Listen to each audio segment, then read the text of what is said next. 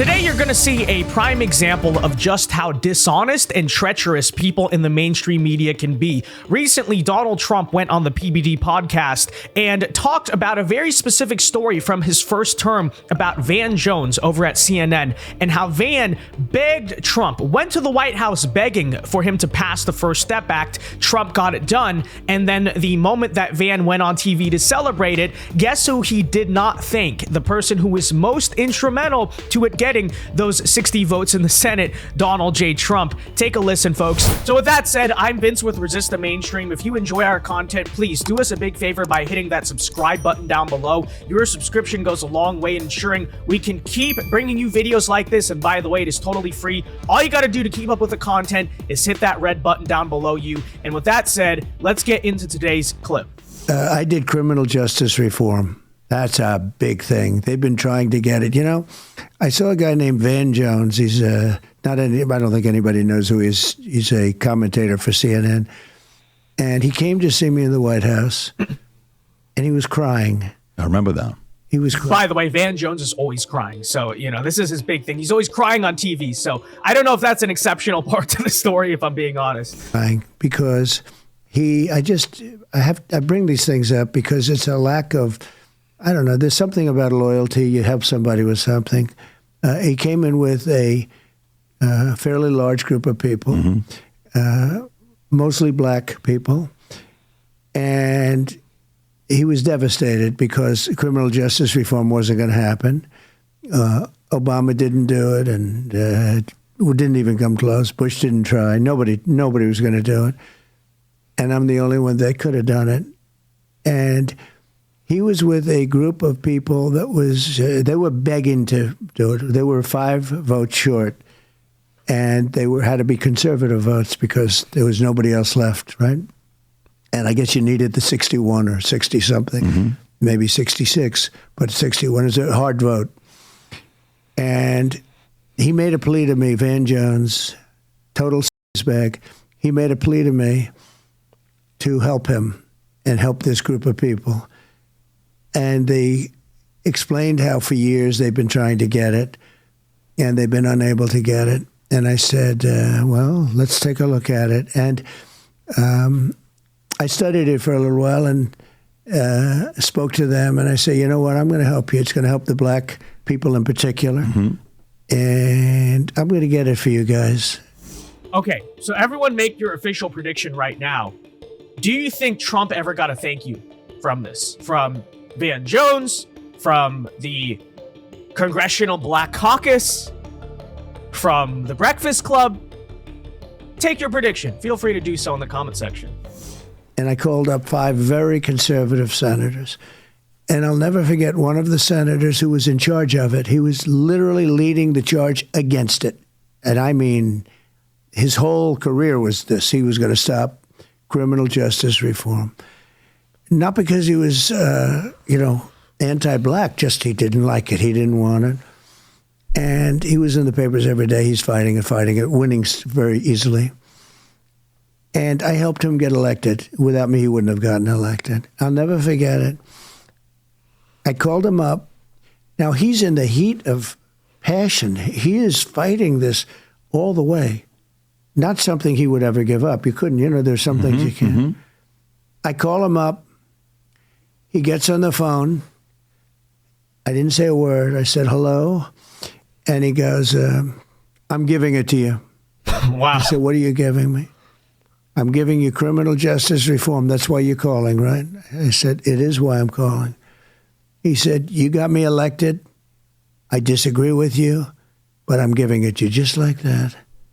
I said, that's one of the coolest things I've ever heard, because I also have the opposite where I got a lot of people elected. When I endorse somebody in history, and I don't want to brag, but in history, you can get another chart on that one. I mean, I'm like 289 and almost nothing for endorsements. And he said, you got me elected. I wouldn't even be here if it wasn't for you.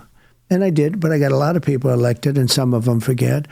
And that's the power of Trump when it comes to negotiating, right? But this is obviously an issue he's always dealt with, which is loyalty. You know, he helps people out. In this case, he helps Van Jones and all these CNN people out, does what they want to get done. And how do they treat him? How do some of the people he helped get elected treat him? You know, a lot of people have taken advantage of him in the past, but who knows, maybe that is a lesson that will be learned in the second term, which is why a lot of the characters in the establishment that once maybe were neutral or apathetic towards Trump are now so violently opposed. I don't know, just a thought you might want to keep in mind.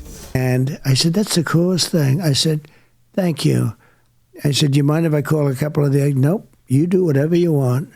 Now, this is a guy who was the leader of the fight. I didn't even ask. He knew what I was calling for because he knew that I was going to help Van Jones, this Van Jones guy. I was going to help him. And you'll understand why I'm being nasty to him now, because what happened later is disgraceful. So I said, thank you very much, Senator. I'm so happy that I did help you. I think loyalty is a great thing. And that was the end. So I had his vote. I then called 4 other guys, all of whom were against it. And I said, I'd love to have, and they, you know, they don't do it for a lot of presidents, but they do it for me. And I got them 5 votes that they needed, and criminal justice reform passed, right? Then, and I was happy for them. I was happy for everybody. Everybody was happy. They couldn't believe they got it done.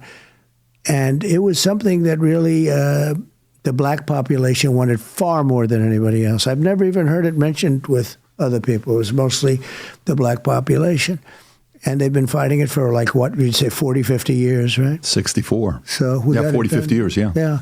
So I got it done. I got something done. I got a lot of things done that nobody else could have gotten done. So what happens is Van Jones and all, they called for a news conference that night. The vote was taken. They got it done. And I said to my wife, come on over here. This is beautiful. This is a beautiful thing to watch. Watch this. Again, how do you think this news conference went? We're about to find out. Right? This gentleman was in my office a number of weeks ago, and he needed votes, and I got it done. It'll be nice to watch somebody really say something nice about your husband. I said that to Melania, and I said, watch this. And they got up and they spoke, but Van Jones got up, and it was a little, I don't get too embarrassed, you know. He got up, he thanked this one, he thanked that one, he thanked this one, that one, that one. The only one he didn't thank was Donald Trump. And I look at that slip bag now and I say, he's got bad way. I looked at him. Then I saw him last night.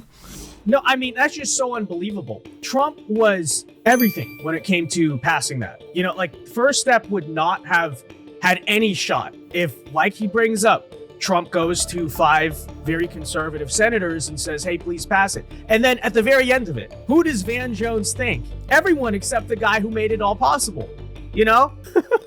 But at the same time, and this is, I guess, my hope of a second Trump administration, is that's a very important lesson to be learned, which is when you try to appease the other side, when you try to appease Van Jones, CNN, the liberals, hoping they'll say something nice about you, you very often find that's not the case. And then the next day they turn around and do what? Call you all of the same names. They still demonize you. They do all this. So the point is, I guess, there's no point in trying to please those people because they're way too treacherous, right? You can do exactly what they want, and the next day they'll still turn around and call you racist. So, you know, maybe something to keep in mind, but I think this is such an interesting story from the first Trump term. It really is. And he was on CNN, which is dying, by the way, in the ratings, because they have people like him on.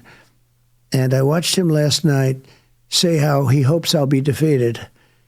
And yep, we should defeat him. We have to fight him. He shouldn't be allowed to be. And I said, you know, normally I'd say I wish I had that vote back, but I did the right thing.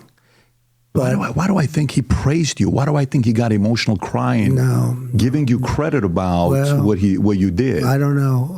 All I can tell you is he was crying in my office. That's probably what you heard. Before he got it, he was crying. He was literally, they went over to him with handkerchiefs. He was crying. Tears were pouring down his eyes.